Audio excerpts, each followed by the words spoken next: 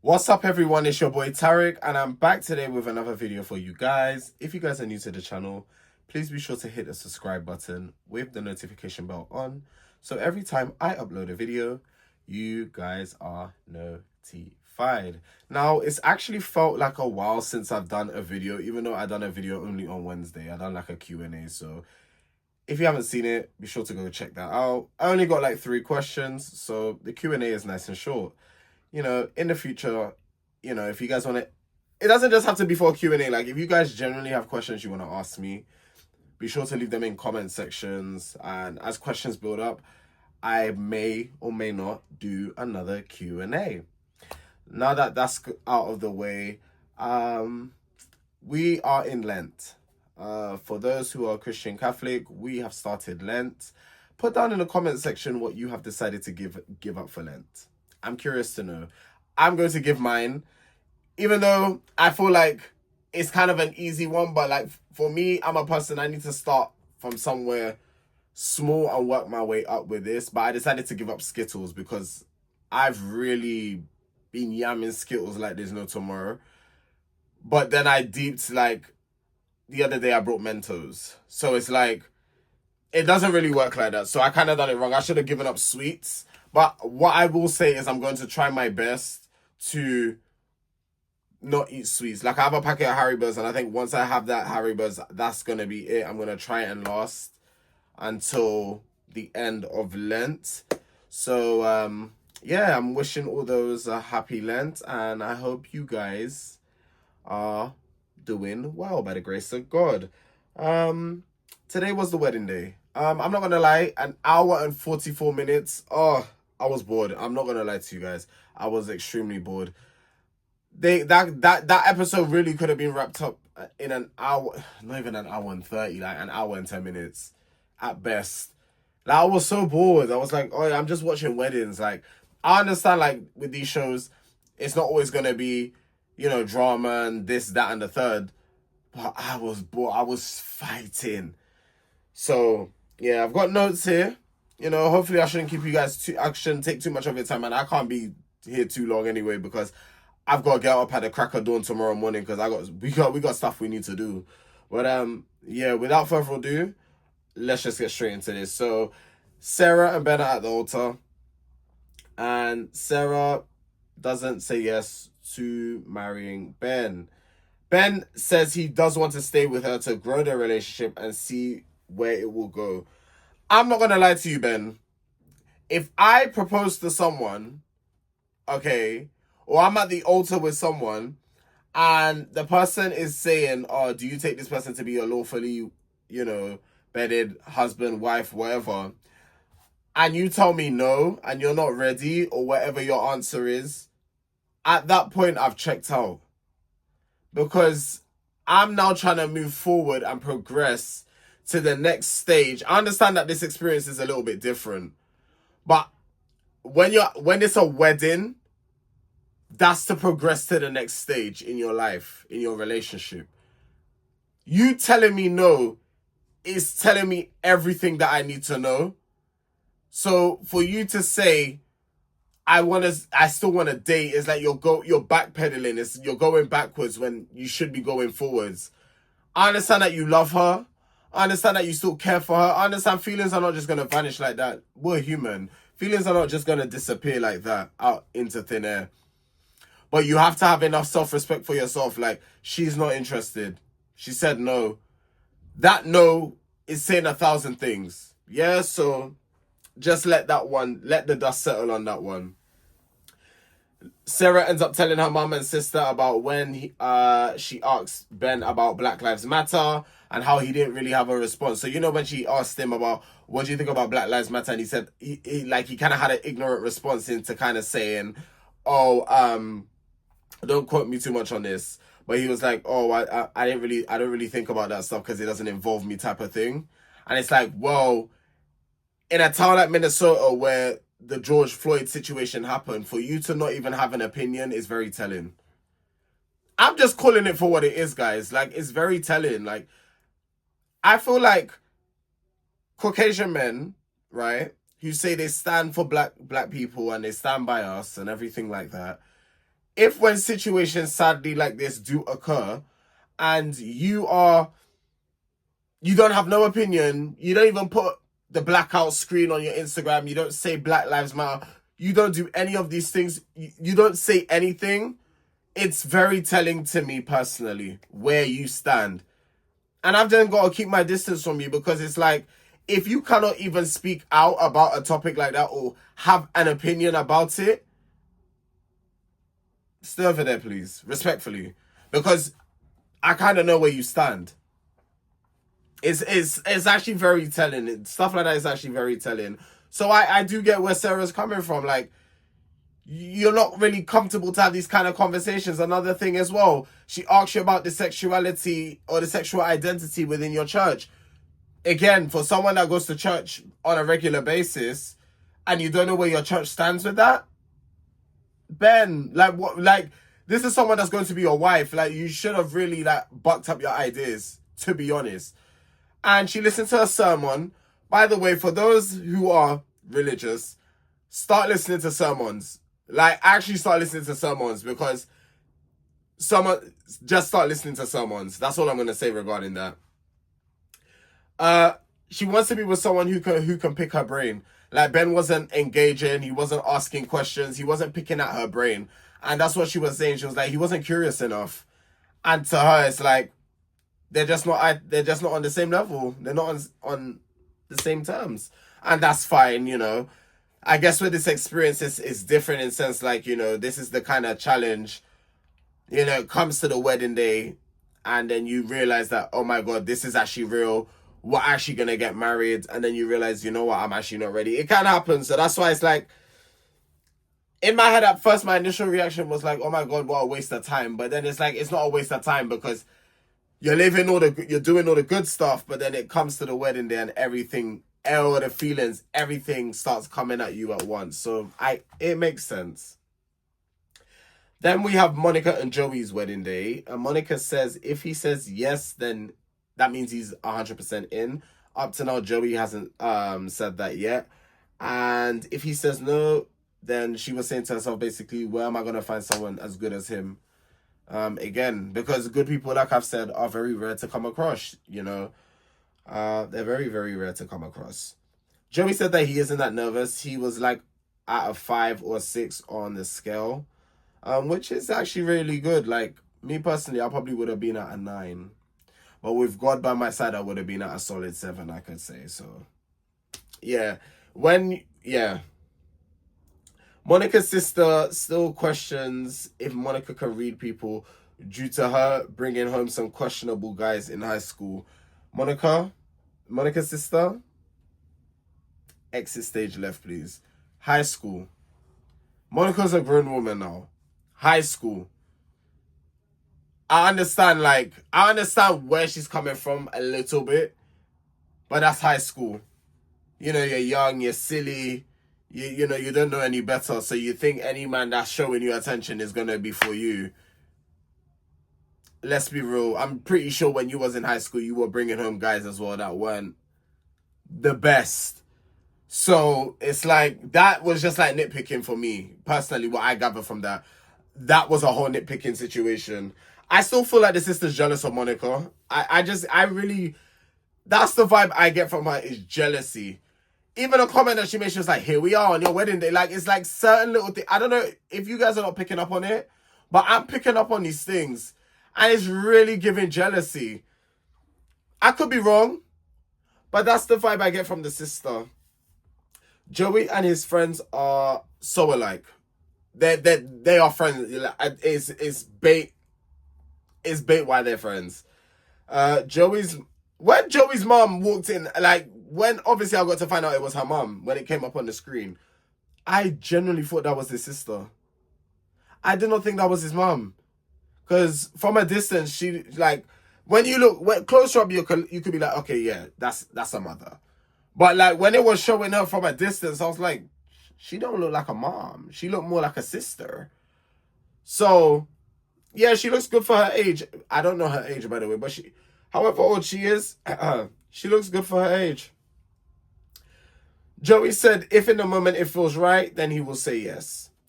And the fact that Monica's sister is mentioning the vajayjay in front of the mother is just mad. Caucasian people. Y'all be having these type of conversations in front of y'all parents, and they don't even bat an eye. Well, the majority. Let's not generalize. The majority. I could never be talking like that in front of my... I can't. I can't. For me personally, it's a respect thing as well. Yeah, it's more of a respect thing, like, but I just would never personally. That's just me. Joey started skateboarding his way down the aisle. That's a really unique way of coming down the aisle. Instead of walking, you skate. Well, I don't think it's an actual skateboard. He said longboard or something else. It's known as something else. I'm not quite sure. And Monica ended up saying no. She doesn't feel it's right now. And they are both on the same page. Joey also said that he's not 100% ready himself. Monica just didn't get the clarification from Joey by him saying it's 100% you. So that was partly her reason why she said no. Cool. So then we get to Virginia and Devin. Devin highlights that they haven't argued, but I've had some tough conversations. For example, politics, the prenup. And at the end of this, I am going to talk about this whole prenup thing, because why go through all that? Why go through that trouble to say no? I don't know. Okay, we'll get to it when we get to it. But me personally, the politics thing is big for me. It's big. Is very big. One, because of this, and two, because of my sexuality. If you come from a family that are on a certain side, like I said, not me good. I'm not gonna bait out who I vote for and stuff like that. I don't think that's your business, personally. I cannot do it. I cannot do it. And me not being able to do that is simply down because of the views. Why would you vote for certain parties if you know they don't align with my views and we're supposed to be one if we're getting married? So I understand Virginia. I do get where Virginia came from with that, because it's like Devin is on the conservative side and Virginia's on the democratic. And Devin asked her, do you base your decision, do you base your vote off your faith or off your religion? So that was quite a tough conversation. Devin seems 100% set on marrying Virginia. Devin's mum came to give Virginia a hug before the ceremony, which I thought was really nice. Virginia, like I said it before and I'll say it again, she was giving princess, bad beat energy through and through. Her in that dress, Virginia's a very pretty girl. Like, she's a very, very beautiful woman, eh? Don't ever get that twisted. Like, she's a very, very beautiful woman. And I just love how her friends big her up. Like, she's got such a great support unit around her. Devin's speech was absolutely amazing. And Devin was like, yeah. I'm saying David. Devin was like, yes. 100%. And what shocked me is Virginia said no. I was actually in shock. Because everything she was saying was like, boom, yes. Like, I'm definitely basically going to marry this man. And she said no. I was in shock. I couldn't believe it. And guys, it just goes to show you, right? Like I said, putting the experience aside for a minute, it goes to show you, you could do everything right and you still won't be good enough for someone, you know? It goes to show you, you could tick all the boxes. This is why I say this whole dating thing it's a whole game. It's a scam. It's a scam. Because you could do everything right and still not be good enough for someone. Because they want more. But what more are you looking for? Okay, cool. In this instance, the political views, I trust me, I actually do get it. I get it. But in certain other cases, what other things, like, me personally, if I knew these things from before, why get him to sign the prenup? Why do all this stuff? Like, me personally, if I know these things from the jump, like, you got other people, we're having a conversation. That's something we need to talk about before anything goes forward. Show or no show. So it's a little bit annoying because that whole thing could have been avoided. But it's like you wait till the wedding day to do that. I don't really F with it. If I'm honest, I don't really F with it. Virginia was saying how, there was depths of their relationship that they didn't manage to get to. And in terms of like sexual tension, it just wasn't there. So my question now to Virginia is, if you knew these things, why go forward? Like, it doesn't make any sense. Hun, I'm so sorry, but Virginia, as pretty as you're looking, you could be pretty and walk off my stage, because it just wasn't adding up, honey. And I really didn't want to do that to you because you're such a sweetheart and you're such a sweet girl. But even as sweet as you are, when people do foolishness, their performance time is up. Because it just didn't make any sense to me. And last but not least, we get to Taylor and Daniel's wedding. Taylor said if she had met Daniel any other way, she probably wouldn't have got to know him the way that she did. And that's so true. Because you're in pods, no phones, no kind of outside noise or distraction to kind of get in your head. It's just you and someone behind a wall, and you can't see who that person is. So do I think love is blind? I'm not going to answer that question. But what I can say is, I do believe in, like, getting to know someone's personality over the looks. Like, the looks is a bonus type of thing to me, personally. Yes, you do have to be attracted to someone. Let's not get too ahead of ourselves. Like, you do need to be attracted to someone. But with that being said, it's what's in here. This is a bonus. This is a temple. It's a bonus. This comes. Your energy attracts who you attract, type of thing. So no matter where you are in the world, you guys need to start believing this. Energy's real. Believe it or not, energy is real. Your faith will draw you to the right person. That person may not be as religious as you, or they may not believe in God, but they believe in a higher power, or they're spiritual, or whatever it is. That their energy and your faith has brought you two together. I believe. Yeah. Sorry, I'm just a huge believer in these things. I do apologize for Actually, I'm not going to apologize. I believe in what I believe in. If you don't believe in it, then you don't believe in it. That's you. But I'm not going to apologize for talking about it. Not me actually about to apologize. Daniel and Taylor wrote each other letters. Taylor wasn't sure if her dad was going to turn up to the wedding because, you know how she was saying throughout the season, her parents are like kind of really against it type of thing because they're very old and traditional. And it's like, but, like, you guys have only known each other for a short period of time and you're getting married type of thing. Like, was it Taylor that didn't allow the brother to sleep? They had to sleep in separate rooms? Or is it her parents that sleep in separate rooms when they stay at, like, family relatives' house? Or something? I cannot exactly remember what. One of the cast members' parents sleep in separate rooms and they're married. I don't know how y'all do it. I think it's very talented. Daniel's sister Rachel playing the piano and singing. I think it's very talented. To be able to play the piano, guys, take it what I'm saying.